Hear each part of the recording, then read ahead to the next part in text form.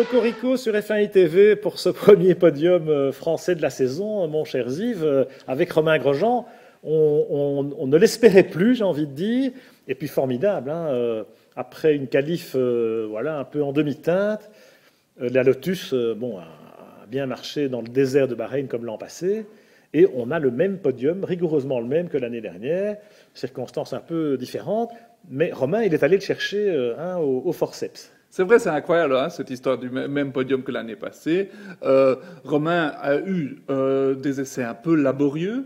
Il tirait une tête terrible parce qu'il ne trouvait pas le feeling avec sa voiture. Et apparemment, en course, heureusement, le feeling était là.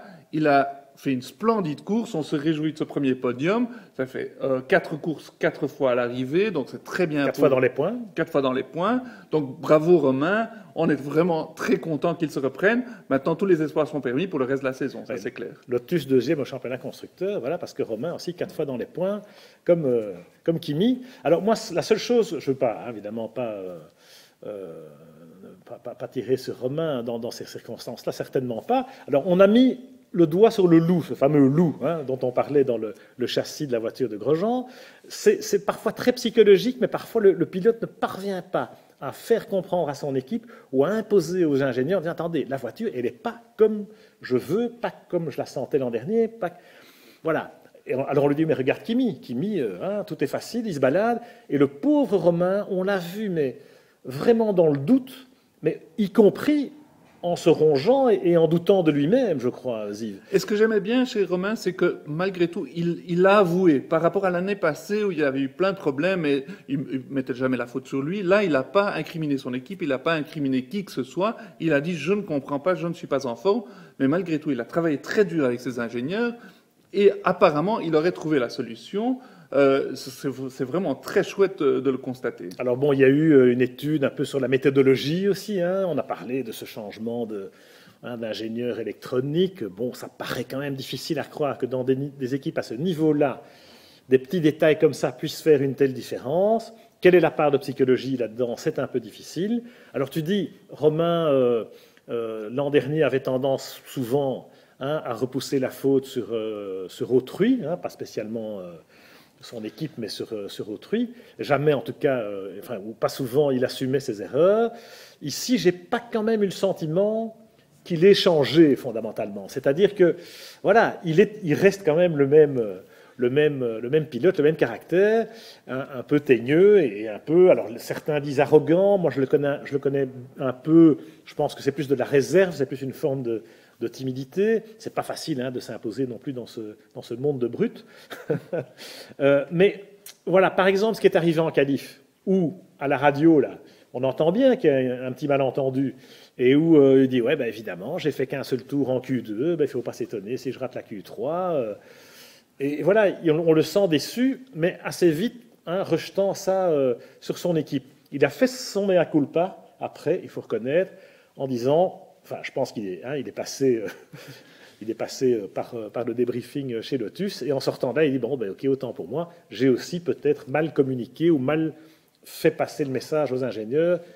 Il me semblait que ça allait de soi que, vu le manque de confiance et le besoin de kilomètres ou de maîtrise de la voiture, j'aurais eu droit à 2 tentatives en Q2, et ils se sont mal compris. Mais bon, il faut dire qu'il a fort à faire. Et donc, Kimi, l'année passée, il n'était pas, au début de saison, il n'était pas aussi vite qu'en fin de saison, et il est certainement bien plus rapide maintenant. Donc, il a fort à faire avec un client comme Kimi. Et là, c'est vrai qu'il a du mal un tout petit peu à imposer ses choix à l'équipe. Il est encore jeune, il doit encore faire ses preuves, l'équipe doit encore plus croire en lui. Et donc c'est vrai que ils font des erreurs ensemble et ils doivent les assumer. Maintenant, ils sont sur la bonne voie et je crois que Romain va nous faire une belle saison. Psychologiquement, c'est sûr que c'était essentiel de se remettre en selle. Et ça, c'est réussi avec ce podium qui est quand même formidable, qu'il est allé chercher. Quand on voyait la cadence qu'il avait en fin de course, certes avec des pneus tendres, Mais je veux dire, Di Resta, il n'a pas vu le jour, et on voyait dans le garage Lotus qu'on était conquis quelque part par la course de Romain, qui a mené une course d'attaque aussi, parce qu'il s'est retrouvé, à cause d'une stratégie un peu difficile, il s'est retrouvé dans le trafic. On l'a vu au milieu des Mercedes, des McLaren, et il s'en est bien sorti sans faire de bêtises, et en profitant certes d'une voiture qui était performante, mais aller chercher un podium au terme d'une course aussi combative, où il fallait être aussi batailleur, c'est vraiment, ça mérite un coup de chapeau. Et psychologiquement, la confiance, là, je pense qu'il va arriver quand même avec ce capital confiance indispensable pour attaquer la saison européenne, revenir dans un environnement plus favorable. Et aussi avec son équipe qui le considère un peu mieux. Et pour aller chercher les quelques dixièmes qui lui manquent en qualif par rapport à Kimi ces derniers temps. Maintenant, la saison européenne commence. Il sera en terrain connu, terrain qui lui plaît. Donc, espérons qu'il va trouver ces quelques dixièmes en qualif pour aller jouer les premiers rôles à chaque course. Oui, d'autant plus que Kimi en qualif, c'est parfois des hauts et des bas. Donc, oui. Souvenez-vous, l'an dernier, souvent, on a vu Romain devant Kimi en qualification. Ce qui aide, parce qu'on a bien vu qu'en partant plus haut sur la grille, on part devant. Alors, les autres Français, après ce coup de chapeau tout à fait mérité à Romain Grosjean, les autres Français, alors il y en a un qui sort du lot, et c'est pas celui qu'on attendait, c'est Charles Pic. Oui, et c'est sympa à voir, parce que bon, c'est vrai qu'on n'a pas été tendre depuis le début de la saison, étant donné qu'il faisait dominer par la Marussia de Jules Bianchi. Alors là, on pouvait se poser des questions quant aux qualités de Charles Pic. Apparemment, la Caterham a pas mal de modifications, pas mal d'améliorations, en tout cas sur la sienne, pas sur celle de Van der Garde, à cette course-ci. Et apparemment, ils ont fait un bond en avant. Charles a été tout le week-end devant les Marussia. Et il a fait une très belle course. Donc, c'est lui notre second héros du week-end. Ce qui est très rassurant, je trouve, c'est que les évolutions sur la Caterham ont tout de suite porté leurs fruits. Elles ont été dans le bon sens. Donc, ils ont démarré la saison du mauvais pied, on le sait. Et puis, ils sont arrivés, ils ont bossé. Et ça valait la peine de venir à Bahreïn avec ces évolutions-là, parce que ils ont progressé une demi-seconde au tour, facile. Et ça change la vie. On a bien vu que Charles, en qualif déjà, il est relativement facile. Alors on parlera de Jules après.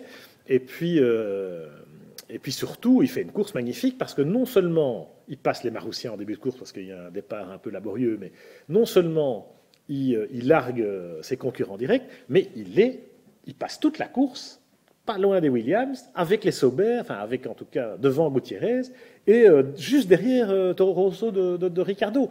Donc là, on constate que la Caterham, il ne faut pas grand-chose finalement pour peut-être viser la Q2 à partir de Barcelone. Écoute, il y a du mieux chez Caterham, c'est indéniable, mais bon, il ne faut pas s'emballer non plus.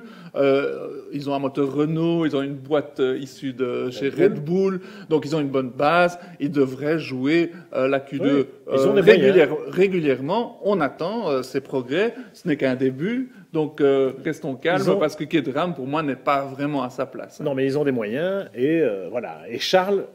on se disait aussi, on parlait de transfert un peu à contre-courant. Charles, finalement, il est bien chez Caterham. Et ce qui est encourageant, c'est que Charles, quand sa voiture marche, il est là. Il fait une course impeccable. Il fait 0 faute du week-end. Il est performant de bout en bout. Donc, coup de chapeau aussi à Charles Pic. Alors, Jean-Éric Vergne, malheureusement, on dit que Pic et Caterham étaient en lutte avec Toro Rosso, avec Ricciardo, parce que franchement, Toro Rosso, ils étaient loin du compte ce week-end, alors que on les avait vus quand même très en vert au Grand Prix de Chine la semaine précédente, comme quoi, d'un week-end à l'autre, en fonction des pneus, des gommes et des réglages. Et l'année passée à Bahreïn. Oui, l'année passée à Bahreïn, où Ricciardo était top 6. Alors, qu'est-ce qui se passe là? On ne comprend pas très bien. Ce qui est inquiétant, c'est Jean-Éric qui se perd un peu en qualif et qui, en course, paye un peu les pots cassés de partir en queue de peloton. Ben oui, c'est clair. Cette fois-ci, à nouveau, Ricciardo lui a mis 3 dixièmes, ce qui n'est pas beaucoup en soi, mais partir derrière... C'est systématique, c'est ça qui est inquiétant. Voilà. Ce qui est inquiétant, c'est que c'est systématique. En plus, quand on est dans le ventre mou du peloton, il se passe toujours quelque chose. Et cette fois-ci, une fois de plus, Jean-Éric en a fait les frais. Ricciardo, il termine 16e. Je crois que la Toro Rosso n'était pas du tout dans le coup ce week-end-ci, mais Jean-Éric se fait dominer par son coéquipier et ce n'est pas bien. Alors c'est vrai que c'était vrai aux essais. Jean-Éric comprenait même pas. Il a été plus vite en Q1 avec des pneus durs qu'en Q2 avec des pneus tendres.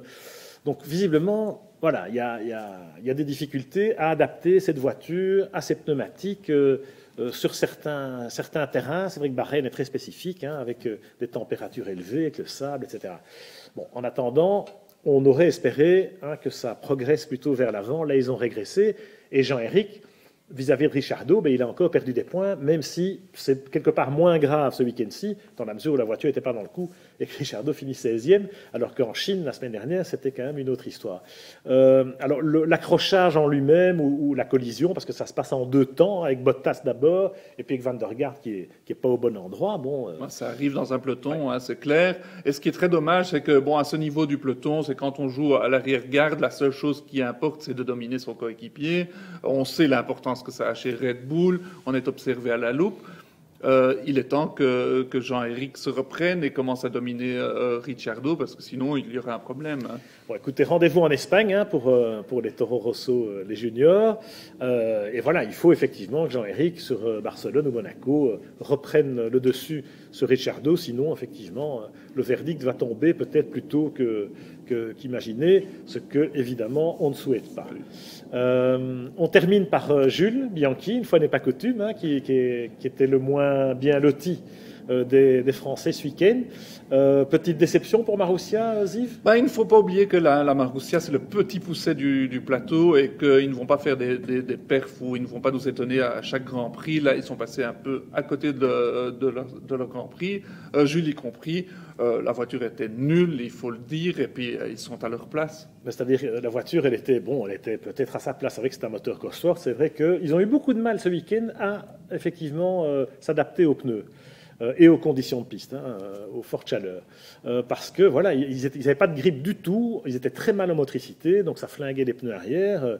On a bien vu en course, Jules a espéré faire son dernier relais en restant plus ou moins à distance respectable de Charles Pic, et puis il a été contraint de s'arrêter quand même encore une fois, ce qui lui permet de faire un bon temps en pneus neufs sur la fin, mais enfin c'est une mince consolation. Ce qu'il faut quand même souligner, c'est malheureusement chez Marussia, c'est que c'est des équipes qui n'ont pas les moyens de leur politique et que du coup, on va mettre un Rodolfo González dans la voiture le vendredi matin. On prive Jules d'un temps de piste qui est quand même important sur un circuit difficile, dans des conditions où Jules n'a pas d'expérience. Gérer une qualif en ayant 1h30 de moins en piste, à ce niveau-là de carrière, ça ne le fait pas. Et tout ça pour mettre González dans l'auto. C'est vrai que c'est très dommage parce que Jules Bianchi, aussi bon soit-il, il a besoin du track time, il a besoin d'être sur la piste, il a besoin de tourner, de découvrir cet univers qu'est la Formule 1. Il est très doué, mais il a besoin. Et on a senti qu'après, il a jamais été vraiment à son aise. Il n'a pas dominé Chilton de manière outrancière comme il a fait jusqu'à maintenant. C'est-à-dire qu'il a besoin de ce vendredi matin pour apprendre la voiture, pour apprendre la piste. Et là, pour des raisons financières, c'est évident, ils n'ont pas pu le lui donner, quoi. Enfin, c'est politico-financier, ils se tirent un peu une balle dans le pied chez Marussia. Bon, tant pis pour eux, parce que c'est vrai que Chilton, lui, le vendredi matin, il a besoin de ses kilomètres et il les a, vu que son père paye quand même cher et vilain. Jules a été brillant sur les 3 premiers Grands Prix. Il a été un peu moins brillant cette fois-ci. Il est quand même à l'arrivée, il fait quand même sa course. C'est des kilomètres et de l'expérience qui rentrent, et espérons que ça ira un peu mieux dans l'avenir, même s'il ne faut pas espérer des miracles forcément d'une équipe comme Marussia cette saison. Jules s'en est déjà très bien tiré jusqu'ici. Oui, justement, donc des miracles il y en aura encore. Il va impressionner Jules, je crois. Il a impressionné Domenicali, qui dit qu'il le tient très fort à l'œil. C'est pas exclu qu'un jour il roulera chez Ferrari. C'est tout le mal qu'on lui souhaite. Voilà. Alors, prochain rendez-vous donc, Grand Prix d'Espagne dans 3 semaines. D'ici là, on se retrouvera sur F1 TV pour d'autres aventures, peut-être en classique, peut-être avec un autre pilote français. Là, on vous présentait François Sévère et sa Tyrrell bleue, 40 ans qu'il nous a quittés, malheureusement, François. On va évoquer sur F1i Classique la semaine prochaine, ce sera la carrière, tout simplement, du professeur Alain Prost en personne.